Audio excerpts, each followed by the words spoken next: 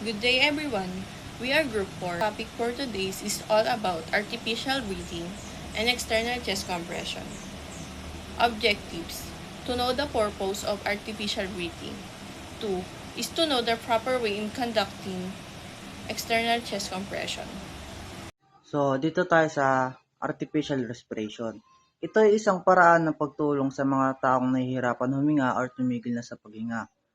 Ginagamit ito sa mga emergency tulad ng pag nalunod, pag nabulunan, pag nalason sa carbon monoxide, or pag nakuryente. Ang purpose nito ay may pagpatuloy ang pagpasok ng oxygen sa katawan upang maiwasan ang malalang pangyayari or kamatayan. It involves two main actions. Number 1, establish and keep the airway open. Number 2, exchange air and carbon dioxide in the lungs while the heart is still beating. So yung number 1 po, kailangan tiyaking bukas ang daanan ng hangin mula sa bibig at lalamunan hanggang sa baga upang makadali ng maayos ang hangin. Sa pangalawa naman po, pinapasok at pinapalabas ang hangin sa baga upang patuloy na makakuha ng oxygen ang ating katawan at maalis ang carbon dioxide. Yun lang po. When someone stops breathing, drowning, choking, poisoning, asthma, it supplies oxygen, brain damage starts in 3 minutes. Infants, children do CPR, impression, plus to breathe for 2 minutes, then call for help, compress 101 6 seconds, adults call for help.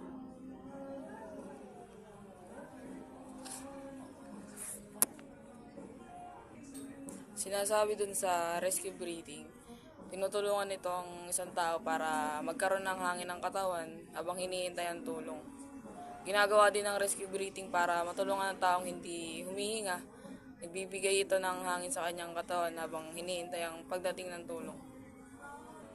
Para naman sa guidelines, sa sanggol at sa Step 1. Open the airway. Place victim on their back. Push forehead, back, left, chin, upward, tilt, head back. Ang unang akbang sa rescue breathing ay ang open the airway o pagbubukas ng daanan ng hangin. Una, higa ang biktima ng nakadapa sa kanyang likod sa patag at ligtas na lugar. Pagkatapos, ilagay ang isang kamay sa noo ng biktima at dahan-dahan itulak patras ang ulo kasabay dito gamitin ang kabilang kamay upang iangat ang baba pataas ang paraan nito ay tinatawag na head, tilt, chin lift technique. Bang nito dahil maaaring nakaharang ang dila sa daanan ng hangin.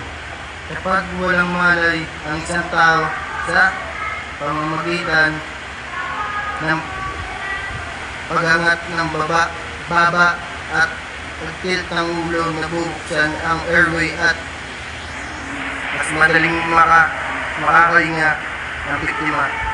Pagkatapos mabuksan ang airway, maaari nang magpatuloy sa susunod na hakbang ang kick for breathing. Maraming salamat po. Step 2. Check for breathing. Look if chest rises, listen for normal breathing. If no breathing, start mouth-to-mouth rescue breathing immediately. Tignan at marinig ng maigi kung tumataas ang dibdib at pakinggan kung may lumalabas na hangin sa ilong nito. Kung hindi humihinga, simulan agad ang paghipan sa bibig para bigyan ng hangin. Go. Step 2, check for breathing. Tignan maigi kung makakabakad yung dibdib.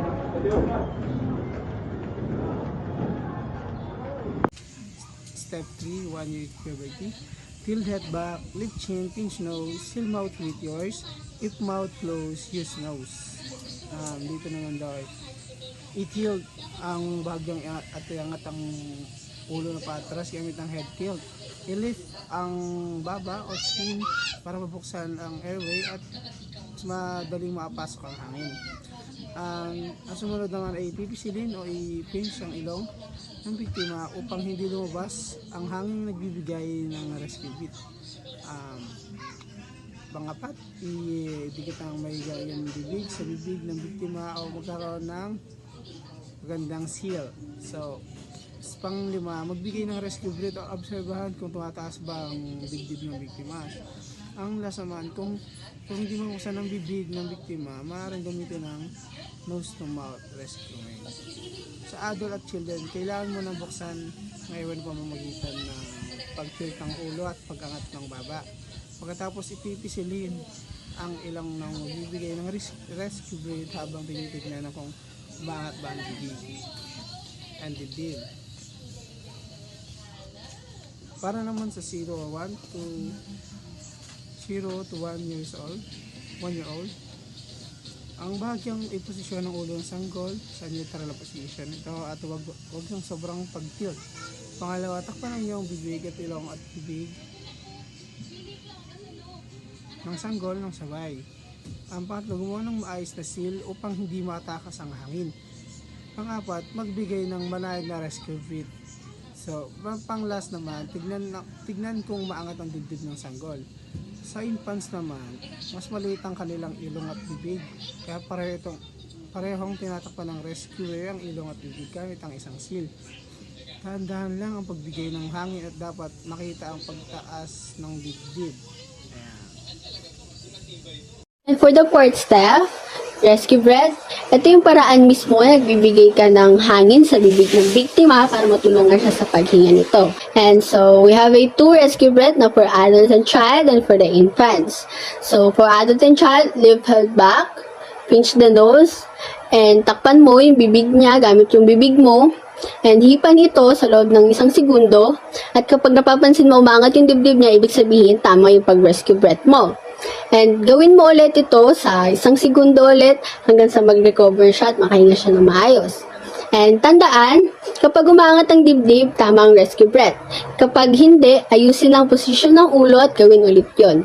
And for infants naman, ganun din, tilt head back, dahan-dahan, and ihipan mo siya ng dahan-dahan. So, ang pinagkaiba ng adult and child sa infants, bibig lang ang tatakpan ng bibig mo. And, syempre, mas malakas yung boga ng hangin dun sa child and adult kesa sa infant.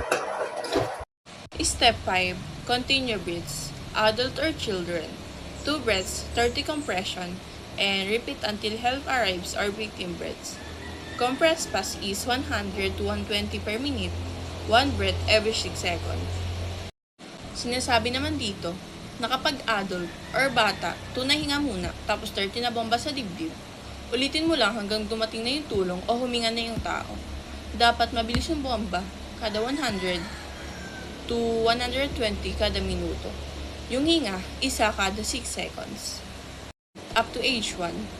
Cycle 30 compression, 2 breaths, repeat until help arrives or they breathe. Compress is 100 to 120 per minute, 1 breath every 6 seconds. Dito, pag baby hanggang to 1 year old, 30 na bomba sa dibdib, tapos 2 na hinga. Ulitin hanggang may ambulansya o huminga na. Bilis ng pambomba is 100 to 120 kada minuto, 1 na hinga kada 6 seconds. External chest compression. External chest compression, the prevention of expansion of the chest, see comprehensive asphyxia. Ibig sabihin, may kinalaman yung external chest compression sa pagpigil ng expand ng dibdib.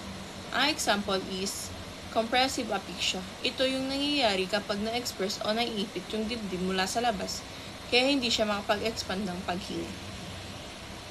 And also, a technique used during cardiopulmonary resuscitation or for the treatment of choking.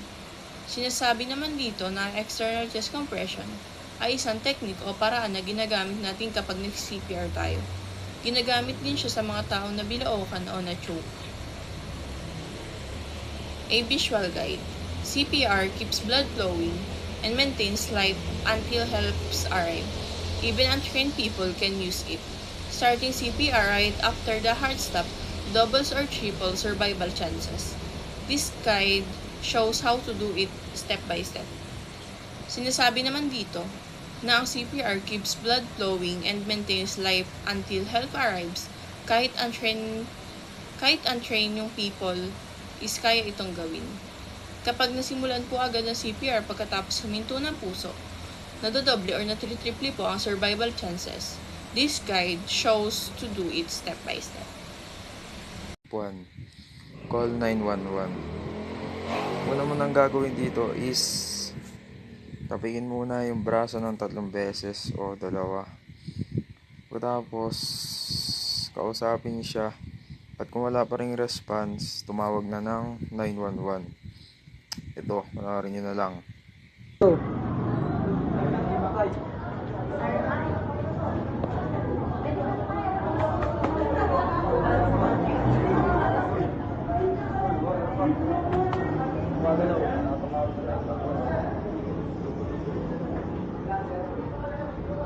Hello, this is 911. Kailangan ko dito dahil sa binawalan. Pakibinisan lang po. Salamat. Step 2, position and open airway. Sa position, sabi dyan, kailangan natin i-check kung stable yung surface na pinaghiga ng patients. Bawal to sa mga lamesa na pwedeng gumiba or sa foam na lumulubog. Kailangan dito stable. Sa open airway naman, kailangan natin i-check na kung may bitones na masikip o sa suot ng patients na nakakasagabal sa kanyang paghinga. Next naman, kailangan natin i-check kung may nakabaraba sa kanyang bibig o na-choke pa siya. Ito, position and open airway. First, buksan natin yung bitones para makahinga siya ng maayos and dapat maayos yung posture niya. Mas natin para kung may bara, wala naman. Okay. Step 3. Check breathing. Listen and feel for breath. No more 10 seconds. No breathing. Only gaps. Start CPR. Breathing but unconscious. Place in a recovery position. Monitor until help arrives. And then, para makasik natin yung humihinga pa siya, tapat natin yung tenga natin sa bibig niya. Kapag walang response na hangin or hindi na siya humihinga, pwede na natin simulan yung CPR. Step 4. Perform 30 chest compression. Hands stuck, elbow straight, push hard and fast at center of chest. Depth 2 inches, rate 100 to 20 minute. Yung position ng kamay para simulan ng CPR, ganito guys. Yan, dapat natin. And then, simula tayo ng 30 counts. Pagpapang sa kanyang test. Go! 30. Step 5. Perform to rescue breathing.